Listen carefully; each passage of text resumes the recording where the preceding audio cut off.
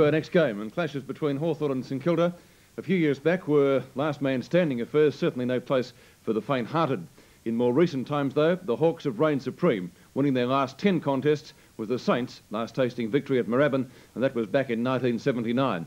This week though has been a good one for St Kilda.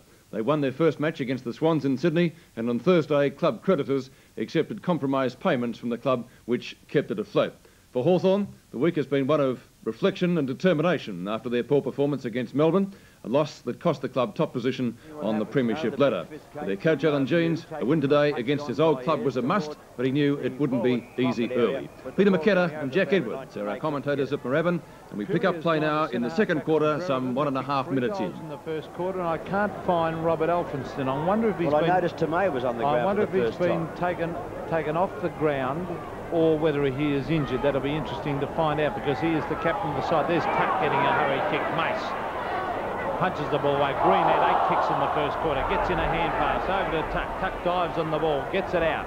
Now it's a chance for Hawthorn. They're going very hard after the ball. It's on half back as Mew picks it wide. He's looking out there for Rodney Eade. The ball bounces towards the boundary line, and it beats Rodney Eade over the line out of bounds. But definitely Elphinston is not on the ground, and Pirrie is playing at centre half back now. I wonder, that'll be a very interesting one for Tony Jewell tomorrow on World of Sport. And I think he must be injured, because he played fairly well himself, even though Brereton kicked 3 goals. But here's Brereton again.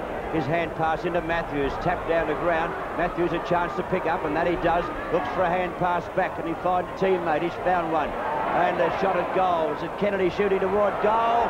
It's on target. It's a goal to Hawthorn. Good play, Lee Matthews. Another Hawthorn goal. He kicks his second goal, John Kennedy.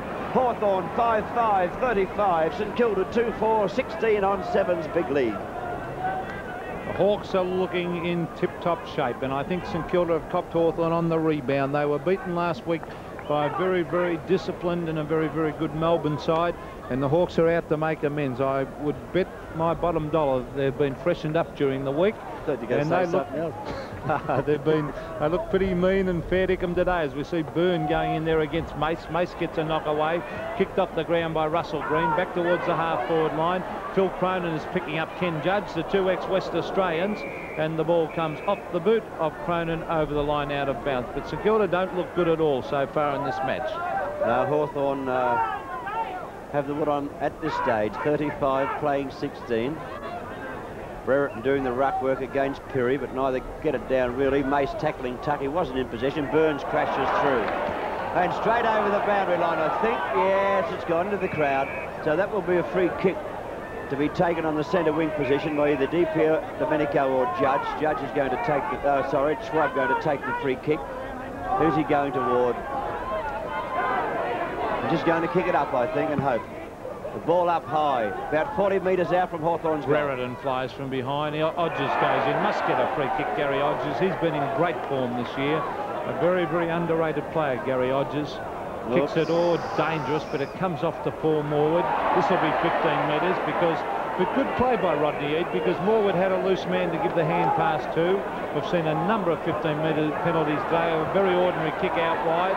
But picking it up is the ever-reliable Jeff Cunningham. A shocking kick. Ever-reliable? I wasn't talking about his kicking, Jack. I was talking about his ball-getting ability. He always gives his everything for the Saints, but he is not a good kick of a football. There's that ugly-looking kick by Polkinghorne towards centre wing. Up they go. Punched away by Cowie. Back towards Schwab.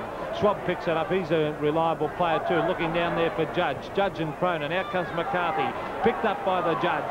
He swings away onto the right foot. Goes for a little short one out to Russell Green, but he leaves it for his teammate in Lethal Lee. And Lee Matthews marks. Well, the distance, it might test him. He's getting older. And let's see what he can do with this one, as he is about 45 metres out from goal. I didn't think he'd make it.